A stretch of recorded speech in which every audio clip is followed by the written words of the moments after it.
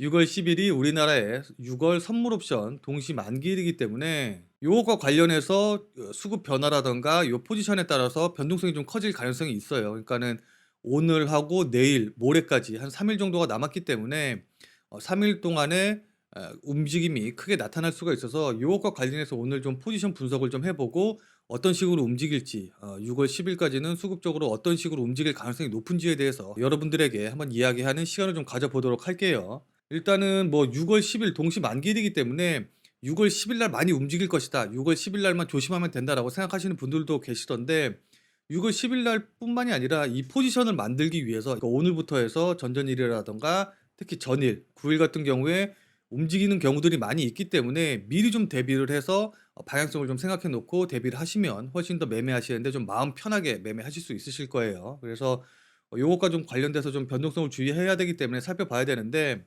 일단은 말씀을 좀 드린다고 하면은 우리는 이제 대부분 현물 시장에서 지금 우리가 매매를 하고 있어요. 현물 시장이라고 소위 말하는 게 뭐냐면은 뭐 코스피 시장이라든가 그다음에 코스닥 시장, 그다음에 뭐 코넥스 뭐 어쩌고저쩌고 있는데 우리 나머지는 어차피 신경 쓸 필요 없고 코스피랑 코스닥 시장을 현물 시장이라고 해요. 그리고 또 선물 시장이라는 게 있는데 이 선물 시장은 현물 시장이랑 다르게 이 현물 시장에 영향을 받아서 움직이는 시장을 선물 시장이라고 해요. 평소에 이제 우리가 코스피라든가 코스닥 시장 종목들을 매매할 때는 선물 시장에 대해서 크게 신경을 안 써도 돼요. 왜냐하면 어차피 요거 움직이는 거에 따라서 영향을 받아서 움직이는 거기 때문에 우리가 선물 매매를 직접 할 게 아니라면 크게 신경을 안 쓰셔도 되는데 가끔 선물 시장이 현물 시장에 영향을 반대로 주는 경우가 있어요. 이걸 이제 보통 웩도 독 현상이라고 하는데 꼬리를 보통 강아지가 이렇게 막 흔들잖아요. 그쵸? 그러면은 몸은 가만히 있는데 꼬리가 흔들리는 게 맞는데 어쩔 때 진짜 강아지가 너무 주인이 반갑거나 아니면 너무 기쁜 일이 있어서 꼬리를 미친 듯이 흔들면은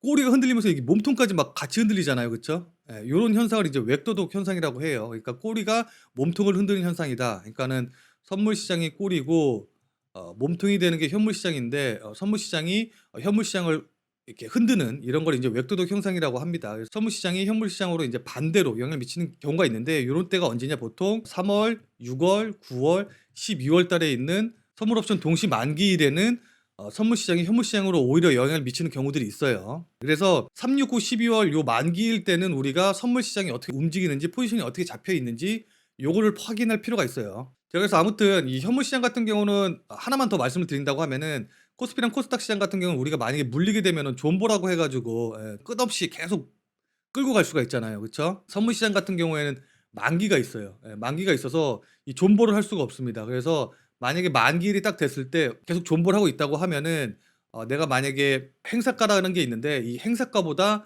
위에 있으면은 요 차익만큼 나한테 이제 계좌로 돈이 들어오고 만약에 행사가보다 아래에 있어서 이게 행사가 되지 않는다라고 하면은 그냥 그 말 그대로 휴지가 돼서 날려버리는 겁니다. 요거까지만 이해를 하세요. 만기가 있다는 거.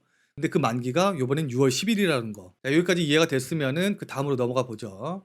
그래서 결국 이제 요게 중요한 게 아니라 6월 10일 만기일에는 특히 외국인들이 중요한 선물 옵션 동시 만기일 3, 6, 9, 12 요렇게 매년 있는데 요 4번 중에서 보통 3번에서 한 4번 정도를 외국인들이 이기는 식으로 해서 마무리가 돼요. 수익이 극대화되는 방향으로 해서 마무리가 되기 때문에 선물 옵션 시장은 외국인들이 거의 꽉 잡고 있다라고 보시면 되는데 어쩌다가 이제 기관이라든가 뭐 요쪽이 이기는 경우들도 있기는 한데 어쨌든 외국인들이 대부분 다 이기기 때문에 외국인 포지션 위주로 우리가 체크를 하고 대응을 하시면 됩니다. 결론부터 말씀을 드린다고 하면은 외국인들은 6월 10일 선물 옵션 시장에서 현재 기준으로 봤었을 때 432, 그러니까는 이게 코스피 200 지수인데 코스피 200 지수가 432 이상이 돼야지 위쪽으로 올라가면 올라갈수록 더 크게 수익이 나는 구조고 432 이하로 떨어지게 되면은 손실이 점점 더 커지는 구간으로 되는 거예요. 이해되시죠? 432가 수익과 손실을 나누는 기준점이 되는 겁니다. 현재 기준에서요. 그럼 432가 얼마냐? 코스피 지수로 환산을 한다고 하면은 3246.42, 그러니까 3250 정도 된다고 보시면 돼요. 4, 50 정도. 그러니까 딱 지금 움직이는 구간이죠. 그래서 외국인들 같은 경우는 지금 자리에서 6월 10일까지 지수가 오르면 오를수록 수익이 많이 나는 구간이다. 그러면 어떡하겠어요? 외국인들은 6월 10일까지는 지수를 끌어올리려고 하겠죠. 그러니까는 일단 6월 10일 전까지는 급락이 나올 거다 이렇게 보시지 마시고 지수상으로 상승이 나올 가능성이 높다라고 보시면 됩니다. 자, 그래서 지금 지수상으로 해서 3246 요 이상으로 올릴 가능성이 높은데 전체적으로 조정을 받아서 조금 하락한다고 하면 어디까지 빠질지 요걸 좀 파악을 하려면은 요 옵션을 어떤 식으로 포지션을 잡아 놨는지 좀 보시면 좋을 것 같은데, 일단 콜옵션 같은 경우는 지금 자리 위상으로 많이 사 놨고 그 바로 위에 3,265 정도 아래에서는 오히려 매도를 쳐 놨기 때문에, 일단 만약에 옵션상으로만 본다고 한다고 하면은 3,246 에서 3,265 사이에 요 좁은 틈 사이에서 움직일 가능성이 높아요. 그러니까 옵션만으로 본다고 하면은. 근데 요번에는 옵션 만기일이 아니기 때문에 선언 만기일이기 때문에 요거보다 더 올라갈 가능성이 있기는 하지만은, 이 위쪽으로 보시면 어때요? 3,300 이상에서는 포지션을 더 크게 구축을 해 놨죠. 그러다 보니까 만약에 치고 올라간다고 하면은 3,300 이상으로 더 끌고 올라갈 가능성이 있습니다. 이해되시죠? 그러니까는 위쪽으로 어떤 한계점이 딱 있다기보다는 3,300 근처로 가면은 오히려 그 이상으로 끌고 더 올라갈 가능성이 높아요. 자, 그리고 만약에 하방 쪽으로 빠진다고 하면은 3,190 이하 쪽으로 빠지는 게 좀 포지션을 좀 구축해 놓기는 했는데, 요거 같은 경우는 그렇게 크게 신경 쓸 만한 포지션 규모는 아닌 것 같고, 만약에 진짜로 시장에 악재가 있어서 6월 10 일까지 빠진다고 하더라도 3,058 이하로 빠지기는 좀 어려워 보이기는 합니다. 그래서 요거를 인제 강력한 지지선으로 작용할 가능성이 높으니까는, 여기까지 빠질 가능성은 그렇게 높지는 않지만 혹시라도 빠지게 된다고 하면은 요거 찍고 만약에 이렇게 올라갈 가능성도 있긴 하겠죠, 빠진다고 하면은. 일단 외국인들 포지션으로 봤었을 때는 위로 올라가면 올라갈수록 더 좋은 포지션이기 때문에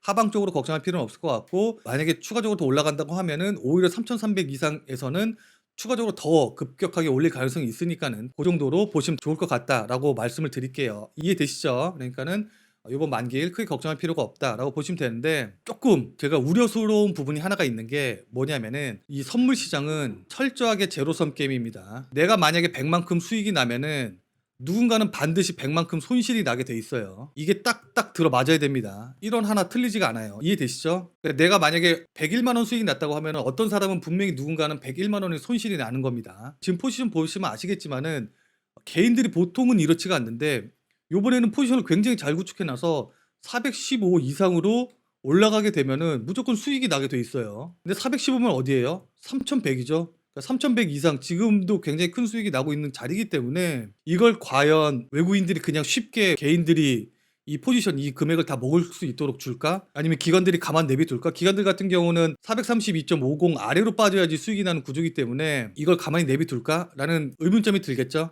이해되시죠? 그래서 만약에 어느 구간이든 간에 다 손실이다라고 하면은 그냥 요 정도로 해서 상승으로 해서 끝나겠구나 라고 마음 편하게 생각할 수 있을 텐데, 개인들이 지금 수익이 어느 구간이든 다 나는 구간이다 보니까 그냥 편하게 이렇게 수익이 나는 게 아니라, 한번 이렇게 좀 흔들어서 시장 자체를 이런 식으로 막 위아래로 크게 막 흔들어 가지고 개인들이 이 포지션을 변경하게 만든 다음에 자기네들이 더 크게 수익을 극대화시킬 수 있는 방향으로 움직일 수도 있거든요. 그래서 일단 외국인들 포지션 자체는 상방이기는 한데 개인들 포지션이 저렇기 때문에 변동성이 좀 커질 가능성은 있다. 그러니까 그 가능성은 염두에 두시고 시장을 보셔야 된다라고 말씀 좀 드릴게요. 높아지면 다시 말씀을 드리지만은 어제까지의 누적된 포지션으로 말씀을 드리는 거고, 오늘 내일까지 해가지고선 또 다시 포지션이 또 변동이 될 수가 있어요. 그래서 혹시라도 또 포지션이 변동이 되면 또 따로 말씀을 드릴 테니까, 일단 요거는 6월 8일 아침 기준이다라는 거 다시 한번 말씀을 좀 드립니다.